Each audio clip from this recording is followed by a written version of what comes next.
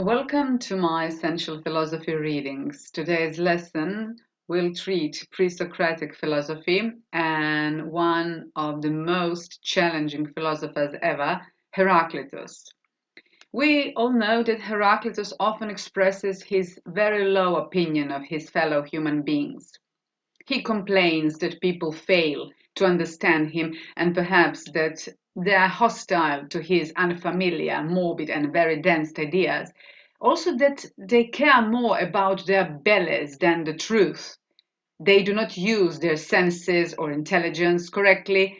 They unreflectively and inconsistently listen to tradition, authority, and one another. And in the end, they all make up their own mind and are content with their own thoughts, which are for the most part worthless, instead of recognizing that a single truth is present everywhere and common to us all.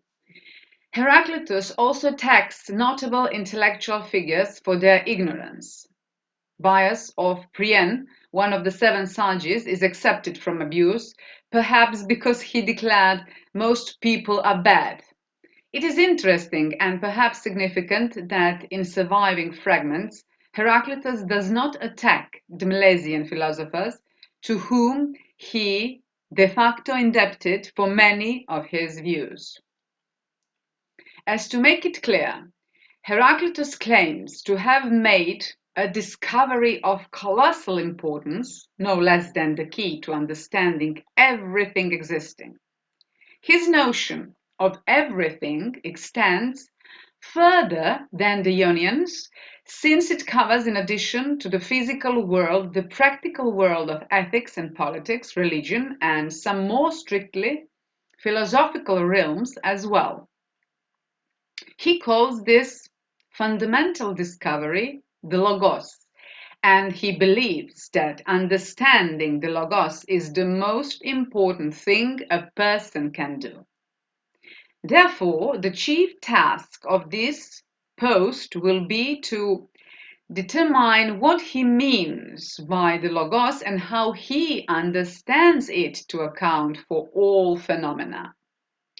Before turning to these essential philosophical questions, it will be useful to consider his remarks on how to learn the Logos, which constitute the most extensive surviving reflections on philosophical method up to his time.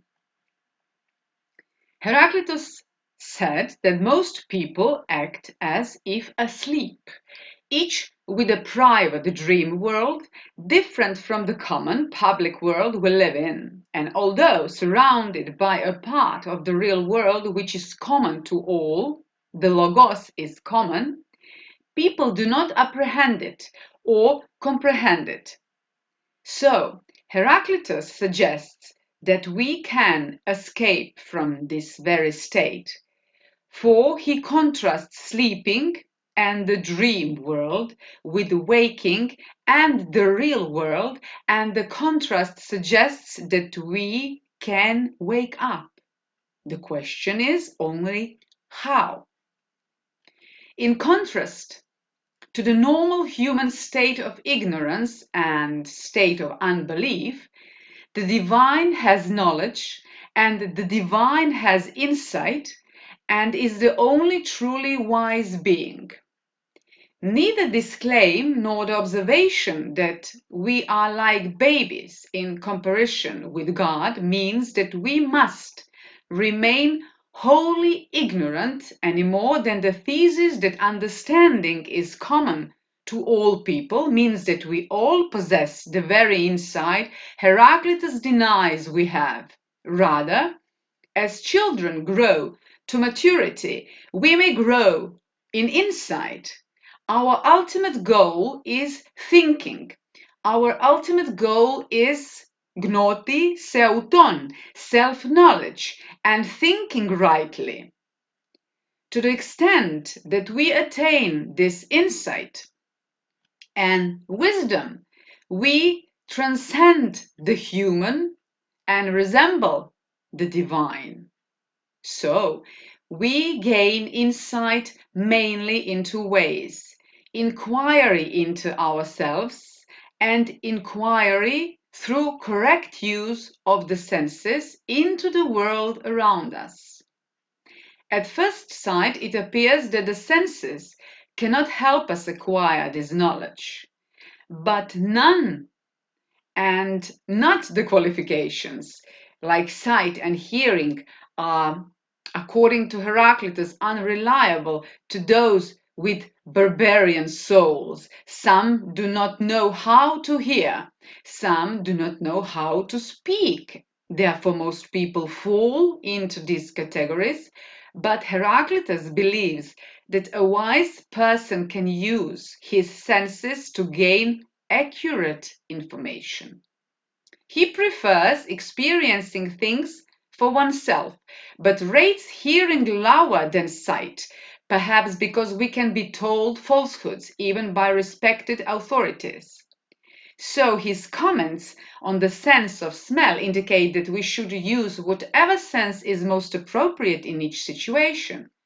If all things were smoke, or in the darkness of the underworld, we could not see, but would distinguish things by smell. To become wise, we must learn to use the senses properly, with insight or intelligence, nous. We must also practice inquiry, like the Ionian philosophers, but even more widely. Even so, mere learnedness is not the same as wisdom, and it's not the same as insight. We have to conduct our inquiry systematically so as to promote right thought, right speech, and right action, and this requires us to grasp the unity and the coherence of the universe and the cooperation of its parts. Inquiry is difficult. It requires work, patience, and hope. May mean that unless you have an idea that there is a single principle that governs everything that takes place, you will never think of looking for it and hence will never find it. So, Heraclitus suggests reasons for this difficulty. The principles of nature as a whole, or the nature, the basic constitution of each thing, are not obvious to us. They underlie or are behind all phenomena and must be grasped if we are to understand the phenomena. But we must get past the superficial aspects in order to grasp them. So the phenomena are signs of the important underlying truth. They do not deliberately hide the truth so as to prevent us from discovering them, but their correct understanding, like the proverbially enigmatic oracular responses given at Delphi, demands careful interpretation. So, what can we say about the Logos? Heraclitus's great discovery is that all things that take place or come to be do so in accordance with the Logos, which is common, both because it applies everywhere and also because it is objective, and so is available to all of us, to all humans. This amounts to a claim that the world is governed by a rational principle which humans can come to comprehend. We can comprehend it because we are rational creatures as well, and our rationality is intimately related to the universal rational principle of the Logos. A noun related to the verb legein, which means to speak, logos is a thing said, and hence a word, statement, or story. The close connection between what we say and what we write or what we think accounts for a further range of meanings. Account, agreement, or rather opinion, thought, argument, reason, or cause. Perhaps from these last two meanings it gets other senses: relation, ratio, proportion. All these meanings were current in the 5th century, and in the 4th it was also used to mean the faculty of reason, general principle, and definition. None of these meanings adequately describes Heraclitus's logos. It is distinct from what people say and from what people think. So it is not a word. It is not a statement, not a count or opinion, even a true one. So, general principle probably comes closest to his intent, but it is too abstract a notion. For Heraclitus associates the logos with fire as the active nature in the universe. Therefore, I tried to capitalize logos and left the word somehow as it is, untranslated when it has its special Heraclitean meaning. Elsewhere, I shall be translating this word according to its context and placed into parentheses. Given the world's vast diversity, if everything happens because of a single principle, that principle must function or be displayed in many different ways. It must be totally general. It must be universal, and so an explanation of a phenomenon in terms of the logos will be at a very general level and will link it to many other phenomena. Such accounts will be unfamiliar to the great majority of people who are unused to thinking in such ways. If Heraclitus distinguishes each thing according to its nature and says how it is not surprising that no one, I repeat, no one understands him.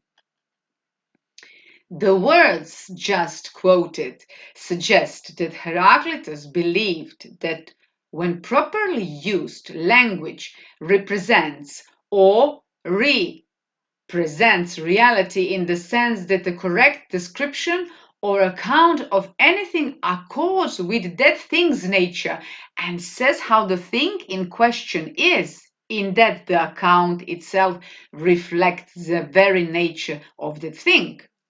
This belief would account for Heraclitus's riddling and paradoxical expression that is the only way to express accurately the surprising and very complex natures of things and their interrelations. So, we all know his very famous line, nature loves to hide, and accounts that are too straightforward cannot capture this essential feature of reality, like reality itself. And like the Delphic oracle, a correct account of reality needs to be interpreted. This task we shall discuss next time in my outgoing post on Buy Me a Coffee platform.